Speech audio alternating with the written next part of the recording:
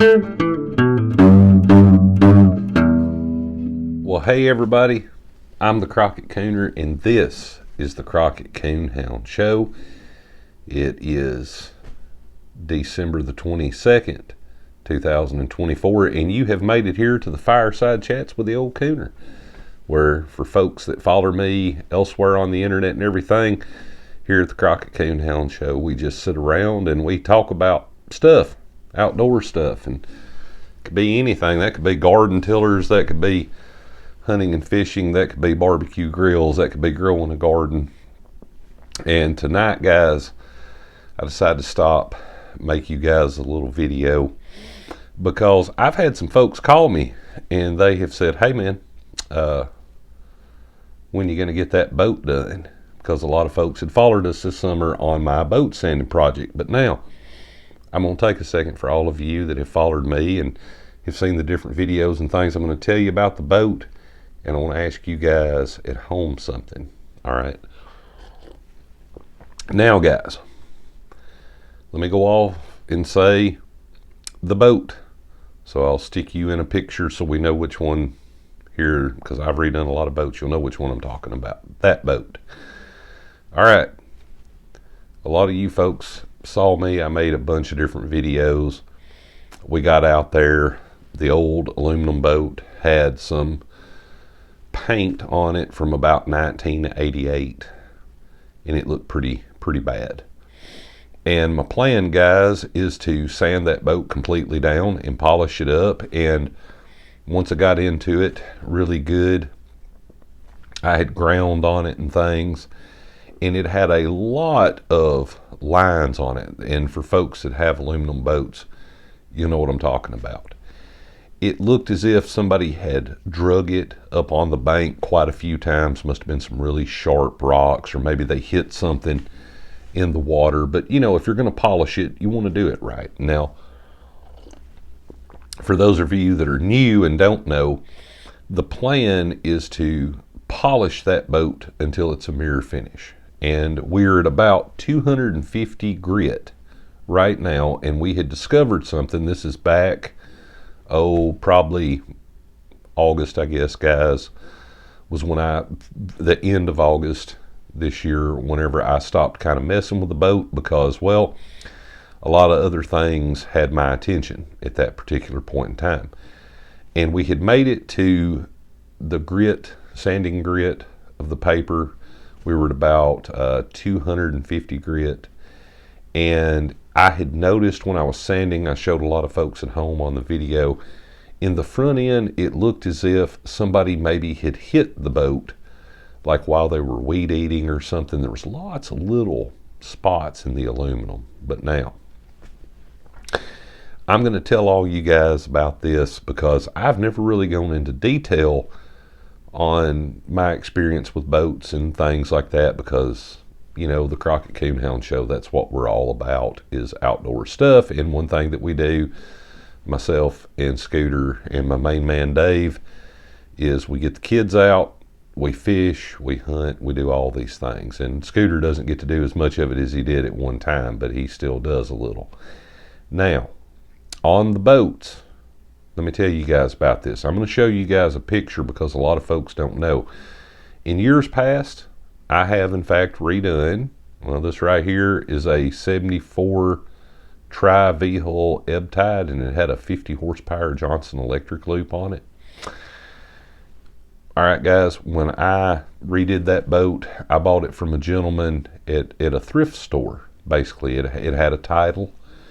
I got a hold of the man that originally owned it. He was from up at the northwest part of Tennessee. He had moved to Florida, and I refloored that entire boat, and I polished out the fiberglass and redid the trailer. I didn't paint the trailer on it, but we had put carburetors on it and all kinds of things. Had a brand new topper made. For those of you that have followed us on other websites, you know we're by a very large Amish community here in the southern United States in Middle Tennessee.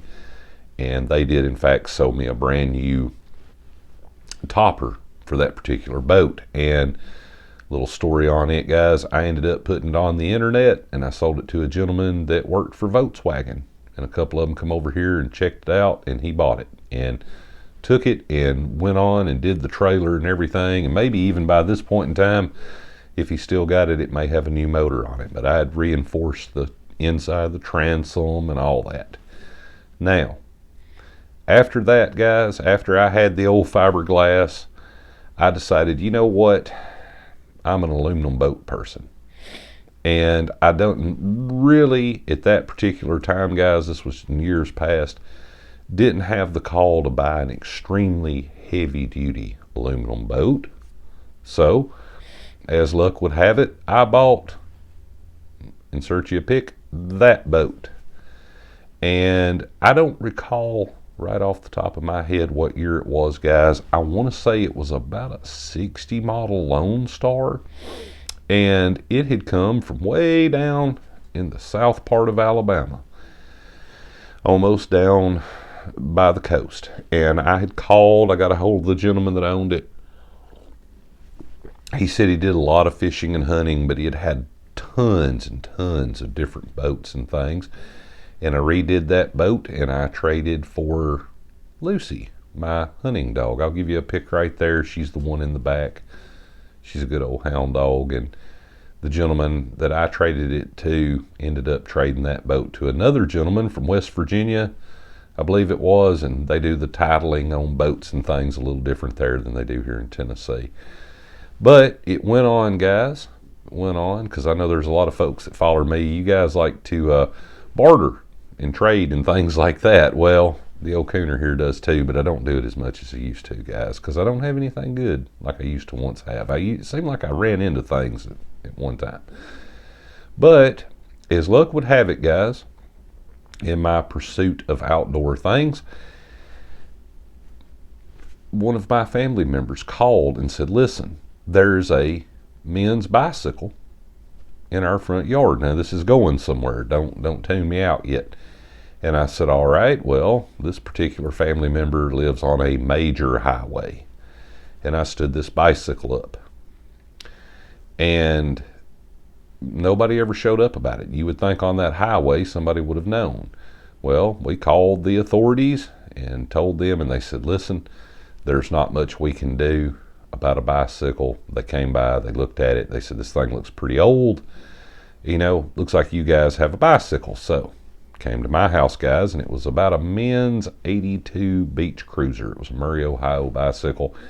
I ordered one of the little cheap bicycle engines, and I put on this thing, and I fixed it to where you could ride it around. I've made a bunch of those, and times passed, and as it went on, guys, I was like, you know what? I need another boat, because there's many times that myself and my main man, Dave, we like to get out, we like to fish. I like being on the water, guys.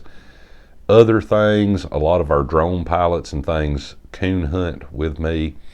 One thing that we can do in my area is go to certain places where there are islands out in big bodies of water, and we can take the dogs out and let them run out there on those islands. Many times there's a lot of raccoons out there. But now, that's bringing us up here kind of to present day.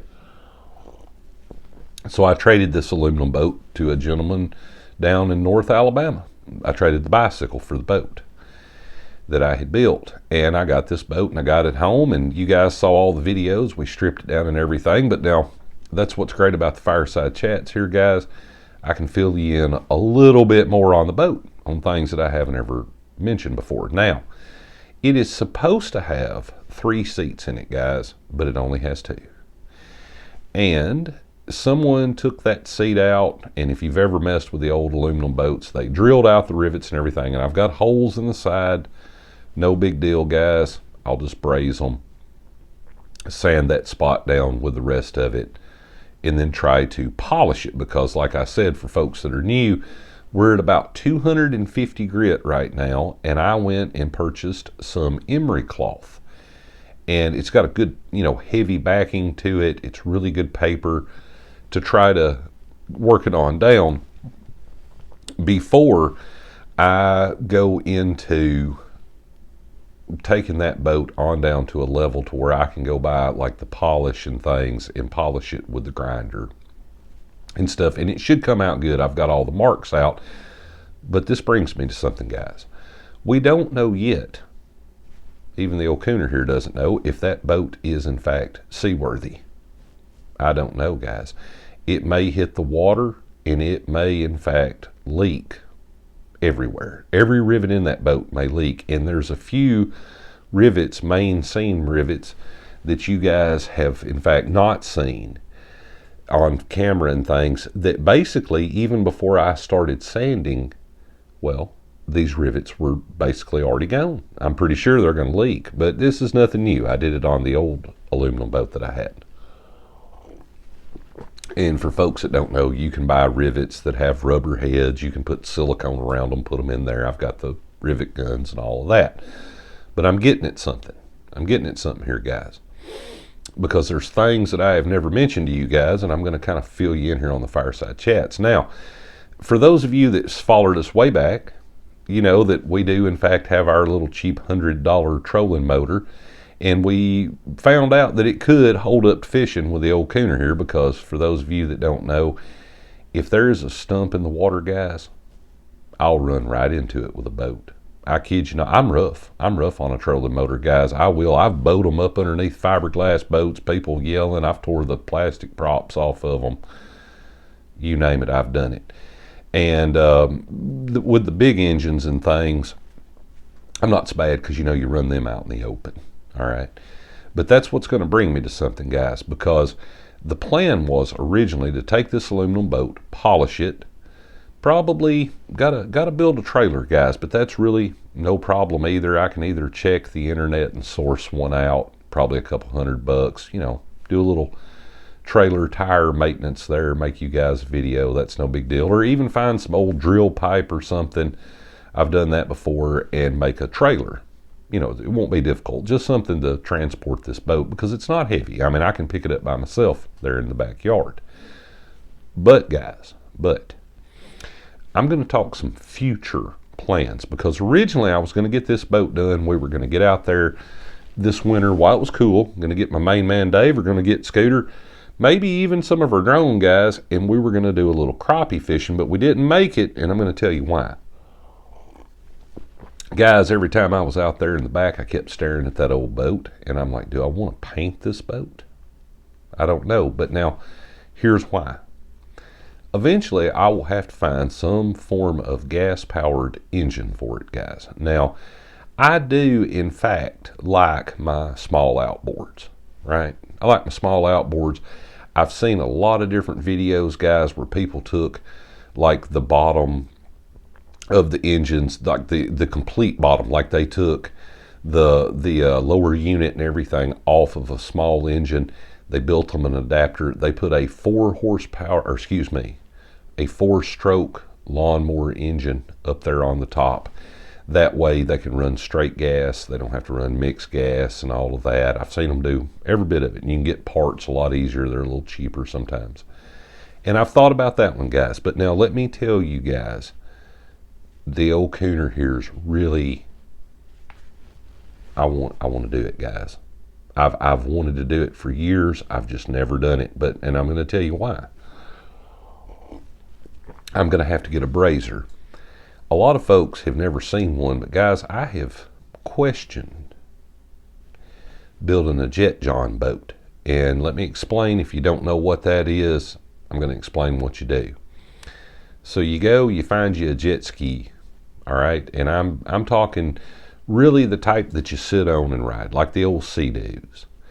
And a lot of folks will separate the top and bottom half of the jet ski. They'll find something like about 100 horse engine, jet ski engine with the jet and everything.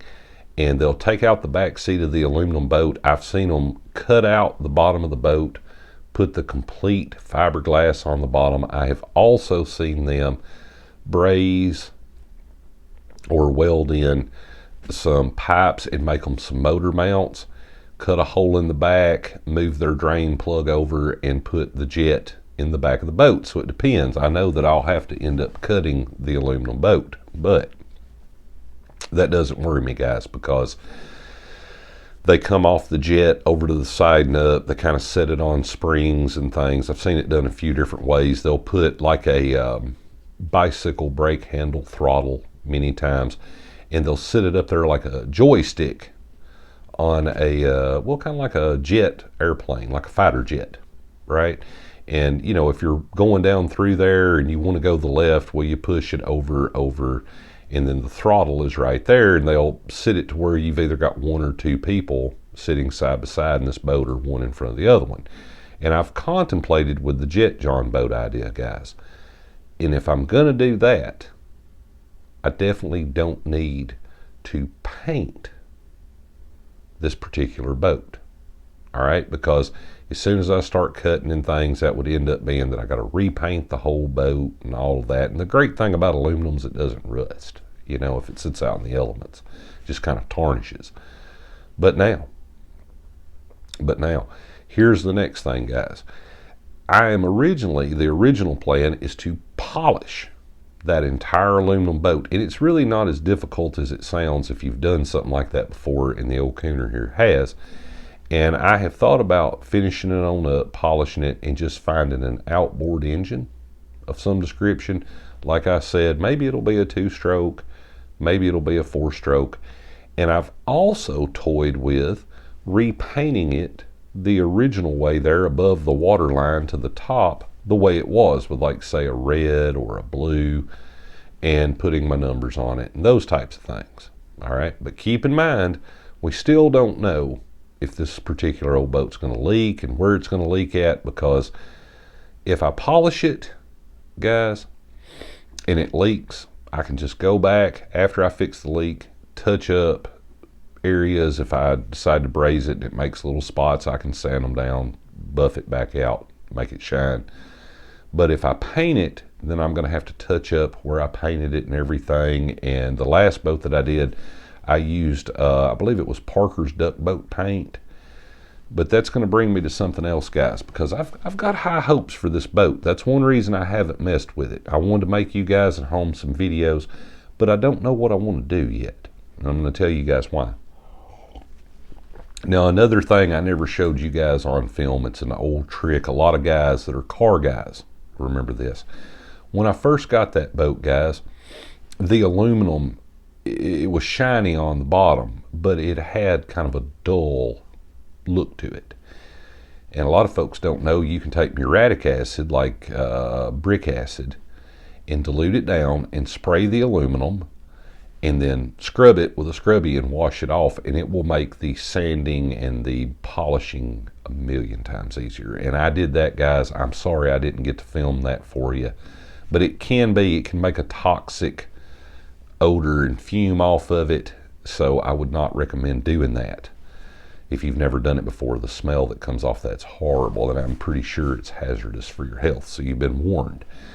But guys, the boat right now, it's where we left it last. It's up to 250 grit. I'm sure that I may have to give it another muriatic acid bath and then start back in again. But the inside of the boat, like I said, it's missing one of the seats. It was like that when I got it. And if you look, of course, at the outside aluminum, well, it's already shiny and pretty. But on the inside, it has this tarnish and it's green and things, which would be no problem. I could just spray it with something to get it extremely clean, and then there you go. But I've also thought about spraying the inside of it with some like anti-skid. A lot of folks don't know about that. I did it on my last boat, guys. Made it like a duck boat, and I took the paint, I mixed it up basically inside, like where you blow a ceiling, like the hopper type of air guns that you put the paint and the cork in to blow a ceiling in your home. And I blew the inside of the boat, and it looked really good. It was good anti-skid. It's nice if you hit it in the summertime, your feet are wet, you've been out of the boat, you don't slip, and you can stand up and fish. But that brings me to something, guys. So now that you know the backstory on everything, guys, for everybody that follows us, I don't know what I want to do yet, guys. I know that the jet ski engine to make a Jet John boat, that's kind of far off. So I'm thinking probably a small gas powered one. Like I said, I've either still got to make a trailer or find a trailer. But when it comes to the boat itself, that's what I want to ask you guys. All right, just your opinion on this. Do you think I'd be better off to continue sanding it and polishing it out, because I can do that? Or if I would need to repair the holes, scuff it down, and paint it, make it like a duck boat again, right? You know, put the camouflage pattern on it, or even go for a wrap. That's one of the big things. A lot of times people wrap boats. Or, guys, it could be that I put it back like original. You can see it here in the picture. I'll show you again. You can see how it was red. I did in fact get all that off, guys. We ground all that old paint, and let me tell you, that was some good paint. It was boat paint. I like never got it off. I mean, I had to really muscle down on it, guys. But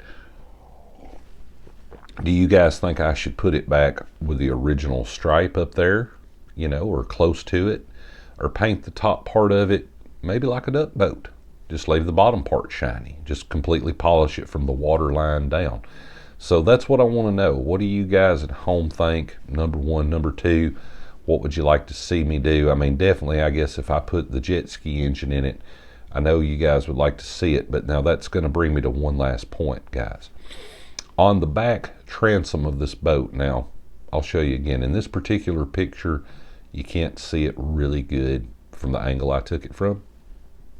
But guys, there, you know, was the aluminum, and then on the inside of the boat, there's a piece of about, oh, I guess that's 1/2-inch Barina plywood. I got it up there by the shop, guys. But the thing is, I'm going to have to put a new piece of wood in it. But I have other holes where there's been different wood and all kinds of things. And I've thought about brazing every bit of that up, you know. So that's why I want to ask my followers and you guys at home. I know I have a lot of folks that hunt and fish, because one day, guys, one day, after I get this boat done, get a little use out of it, I will in fact put it somewhere on the internet for sale again, probably trade on something. I don't know what it'll be yet.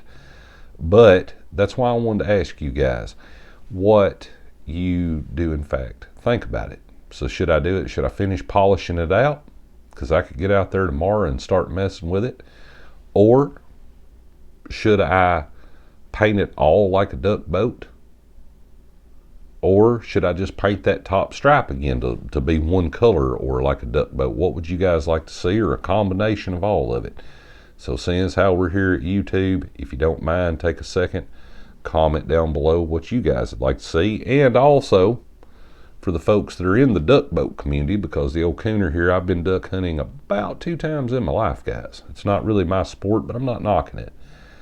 What do you guys think? I mean, a good duck boat can always be resold, and I have to look about resale value. So I wanted to ask my followers what you guys all thought. But anyways, if you don't mind, guys, take a second, comment down below. If you're new and you like this type of content, myself and Scooter, we have a ton more of it. Please go check it out and hit the old like button. It always helps out our page. But anyways, I'm going to stop this fireside chat right there, guys. I say it all the time. Stay safe on the water. Stay safe in the woods. And if you're going to end up putting muriatic acid on aluminum, definitely stay safe, because that is hazardous. But anyways, you guys stay tuned here at the Crockett Coonhound Show, and myself and Scooter will have you guys another video dropping shortly. You guys have a great day.